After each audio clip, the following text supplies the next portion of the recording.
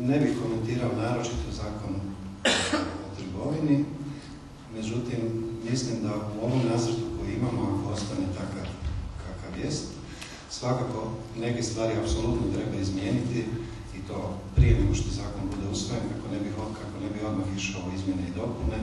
Radno vrijeme do 21 sat ljeti zimi i u Gospiću i Dubrovniku je vjerojatno svakome jasno da je neodrživo.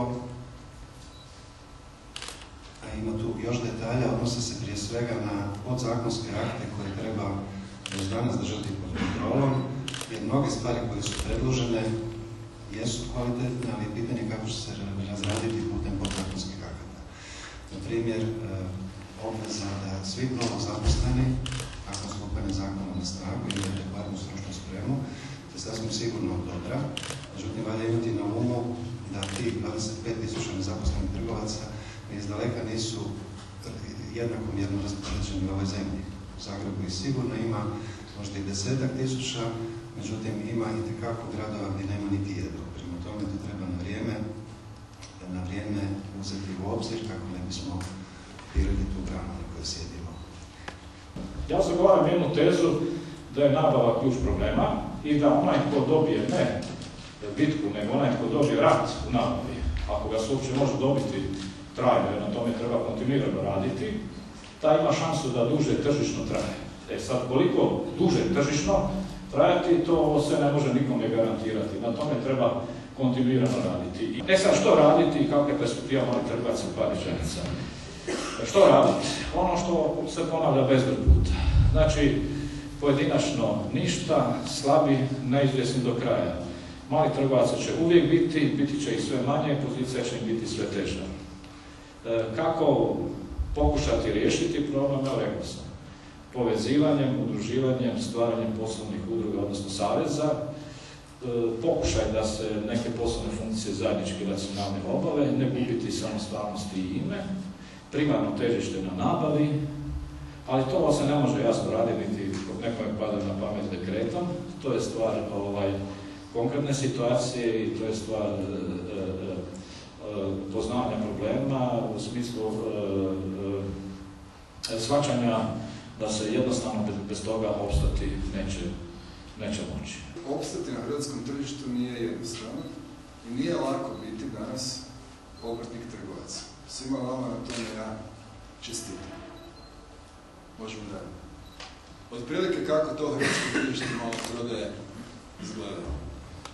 Struktura tržišta koju svake godine priprema GFK, Agencija za istraživanje tržišta, izgleda otprilike ovako.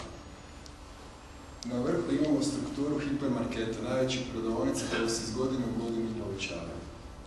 Za hipermarketa postoji jedan određeni potencijal na hrvatskom tržištu, onoliko koliko ima velikih gradova. Kad se kapacitet iskoristi, potencijal za hipermarkete je pri kraju. Cash and carry, vidimo da iz godine u godinu padaju.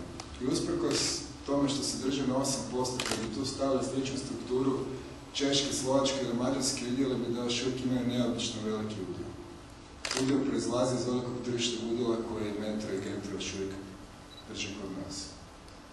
Kada pogledamo supermarkete i male dućane, znači neki dio maloprodajnog kolača kojim sudjeluju obrtnici i trgovci, vidimo da je taj dio kolača se iz godine u godinu smanjio.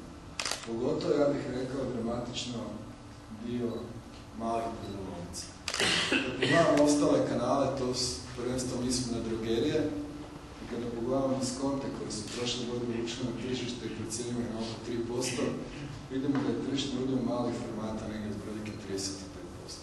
Iz naših iskustva, Konzum je krenuo prije nekoliko godina vrlo ozbiljno restrukturiranje maloprodajne mreže.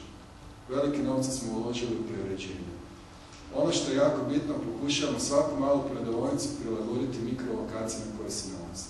Nije isto da li je prodavaonica sezonska na otoku Hvaru, da li se nalazi u Kneževim Vinogradima, da li se nalazi na Pantovčaku ili se možda nalazi u sklopu bolnice pa ljudi tamo kupuju usput kad idu nekom u posjetu.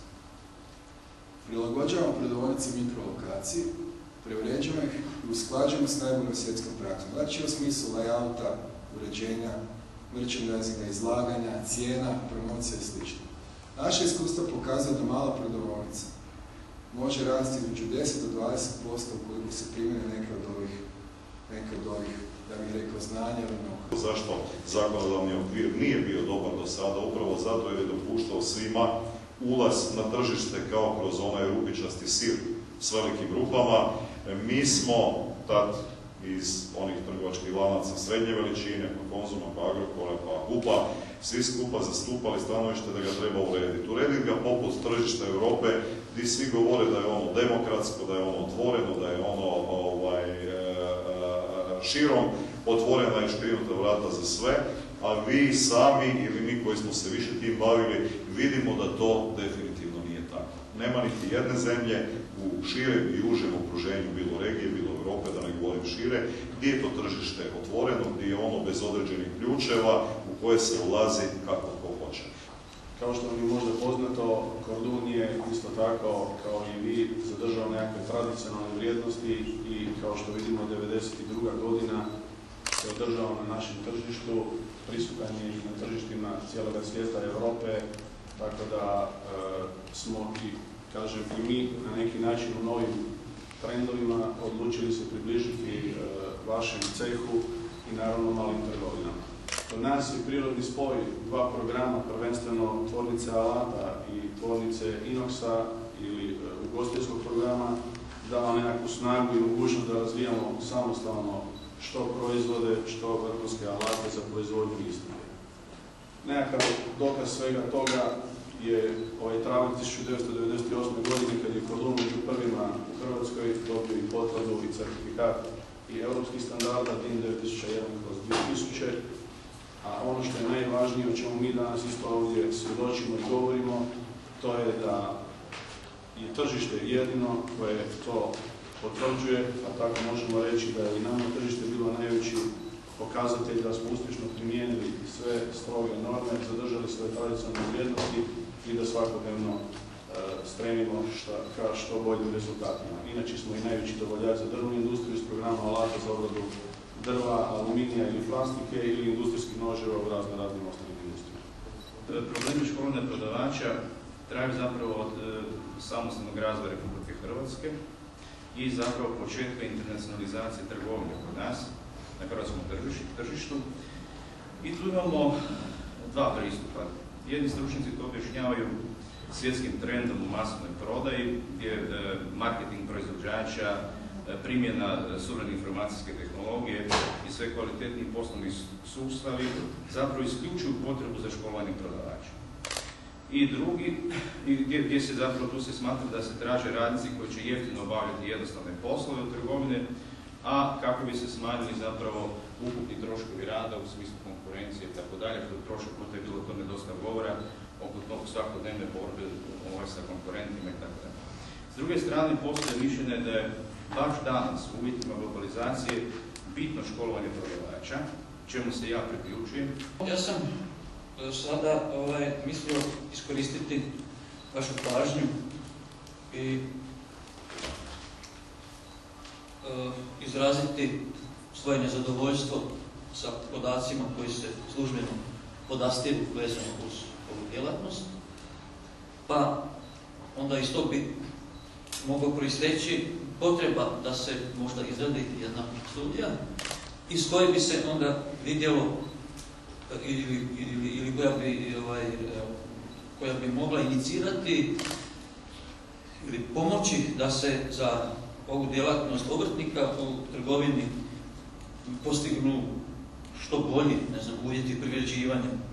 Ja sam nezadovoljan sa podacima zato što službena statistika ne želi pokazati podatak koliko trgovina uvoze. Oni pokazuju po svim djelatnostima, samo ne daju trgovini da se vidi koliko to oni uvoze i koliko je to udio u uvozu.